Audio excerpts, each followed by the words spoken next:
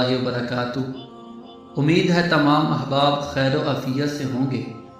دوستو، آج ہم جانیں گے کہ کس طرح غربت کی زندگی گزارنے والا فرعون بادشاہ وقت مقرر ہوا۔ دوستو، آپ لوگوں کو معلوم تو ہوگا کہ بنی اسرائیل سیدنا یعقوب علیہ السلام کی اولاد کو کہا جاتا ہے۔ جب اللہ تعالیٰ نے سیدنا یوسف علیہ السلام کو بادشاہت عطا کی تو سیدنا یعقوب علیہ السلام کی اولاد مصر میں آ کر آباد ہو گئی۔ یہ لوگ عرصہ دراز تک اللہ تعالیٰ کی عبادت کرتے رہے، لیکن پھر شیطان نے ان کو بہکا دیا اور ان میں ایک ظالم بادشاہ آ گیا جو اللہ تعالیٰ کے وجود کا انکار کرتا اور خود کو خدا کہا کرتا تھا۔ اس کا نام فرعون تھا۔ دوستو، یاد رکھیں، فرعون بادشاہ بننے سے پہلے شہر اصفہان میں رہا کرتا تھا اور یہ ایک بہت غریب آدمی تھا۔ غربت کی وجہ سے اس نے بہت سے لوگوں سے قرض لے لیا تھا، لیکن اپنے وعدے کے مطابق یہ قرض واپس نہ کر سکا، اور جب لوگ بہت تقاضا کرنے لگے تو یہ اصفہان سے بھاگ کر شام پہنچ گیا۔ شام سے وہ پھر مصر روانہ ہو گیا، اس آس پر کہ شاید وہاں اسے کوئی روزگار مل جائے۔ جب وہ مصر پہنچا تو اس نے دیکھا کہ یہاں گاؤں میں تربوز بہت سستے فروخت ہوتے ہیں اور شہر میں ان کے دام بہت زیادہ ہیں۔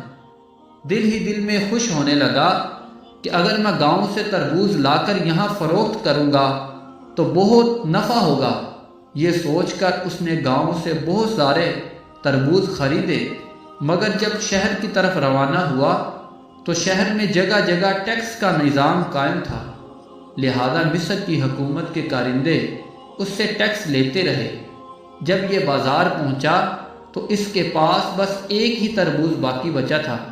سب ٹیکس وصول کرنے والوں نے ٹیکس کی مد میں اس سے سارے تربوز لے لیے تھے۔ اس کو بڑا غصہ آیا، لیکن سمجھ گیا کہ اس ملک میں کوئی نظام نہیں، جس کا جو چیز چاہے وہ کرتا ہے، جو چاہے حاکم بن جائے اور مال بنائے۔ اتفاق سے ان دنوں میں مصر میں کوئی ایسا وبا پھیل گئی تھی جس کی وجہ سے لوگ بہت زیادہ مر رہے تھے۔ اس نے موقع غنیمت جانا اور جا کر قبرستان میں بیٹھ گیا۔ اب جو کوئی مردے کو دفنانے کے لیے آتا تو یہ اس سے کہتا کہ میں شاہی افسر ہوں، مردوں پر ٹیکس لگا دیا گیا ہے، اگر تمہیں اپنا مردہ دفنانا ہے تو فی مردہ 5 درہم دو اور دفن کر دو۔ اس طرح اس نے چند ہی دنوں میں بہت سا مال جمع کر لیا۔ اتفاق یہ ہوا کہ اس وبائی مرض کی لپیٹ میں ایک روز کوئی وزیر بھی آ گیا۔ جب اس کو دفن کرنے کے لیے قبرستان لایا گیا تو فرعون کو تو معلوم نہیں تھا کہ یہ شاہی وزیر ہے۔ اس نے حسب معمول 5 درہم مانگے۔ شاہی وزیر کے ساتھ جو لوگ تھے انہوں نے اس کو پکڑا اور بادشاہ کے سامنے لا کر کھڑا کر دیا اور سارا واقعہ سنایا۔ بادشاہ نے اس سے پوچھا کہ یہ بتاؤ کہ تمہیں کس نے اس جگہ مقرر کیا ہے؟ یہ کہنے لگا کہ بادشاہ سلامت، آپ تک پہنچنا مجھ غریب آدمی کے بس میں کہاں تھا، اس لیے میں نے یہ طریقہ اپنایا تاکہ آپ سے ملاقات ہو جائے۔ بادشاہ نے اس سے پوچھا کہ تم مجھ سے کیوں ملنا چاہتے تھے؟ اس نے کہا کہ بادشاہ سلامت، میں نے آپ کے ملک میں بڑی بد نظمی دیکھی، یہاں تو ہر جگہ اندھیر نگری اور چوپٹ راج قائم ہے، لوگ از خود کوتوات اور حاکم مقرر ہو رہے ہیں، لوگوں سے ٹیکس وصول کر رہے ہیں۔ اب یہ دیکھیے بادشاہ سلامت، میں نے 3 مہینے میں کتنا ٹیکس جمع کر لیا۔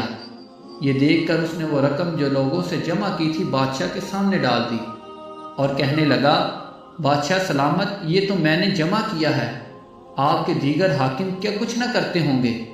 اور کہنے لگا کہ اگر آپ اپنے ملک کا انتظام میرے سپرد کر دیں تو میں آپ کے ملک کے نظام کو درست کر دوں گا۔